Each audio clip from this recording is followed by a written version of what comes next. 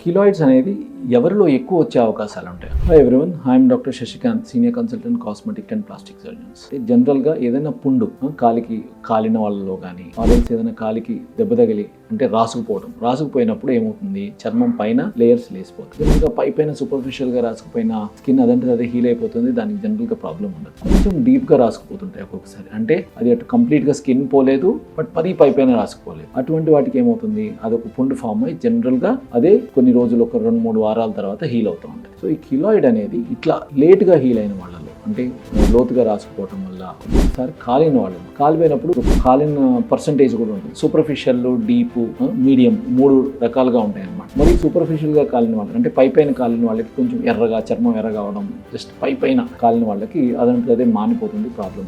But ఎవరైతే లోతుగా కాలు ఉంటుందో అండ్ వాళ్ళకి సరైన సమయంలో చర్మం వేయటం కానీ అట్లా చేయకపోతే అదంటే అదే హీల్ అయిపోతాయి. కొంతమందికి ఎక్కువ రోజులు, అంటే 1 నెల, 2 నెలలు, 3 నెలలు డ్రెస్సింగ్ చేసిన తర్వాత హీల్ అయిపోతుంది. సో ఇటువంటి వాళ్ళలో కూడా కిలాయిడ్స్ ఫామ్ అయ్యే అవకాశం ఎక్కువ ఉంటుంది. సో అందువల్ల ఎప్పుడైనా సరే దెబ్బలు లోతుగా తగిలినప్పుడు, కొంచెం లోతుగా కాలినప్పుడు ఒక ప్లాస్టిక్ సర్జన్ దగ్గరకు వెళ్ళి అసిస్టెన్స్ తీసుకొని, వీలైతే ఎర్లీ స్టేజ్లోనే మనం చర్మం వేసేయటం వల్ల, స్కిన్ గ్రాఫ్టింగ్ లాగా దాన్ని క్లోజ్ చేయడం వల్ల కిలాయిడ్స్ ఫామ్ అయ్యే అవకాశాలు చాలా తగ్గిపోతాయి. Thank you.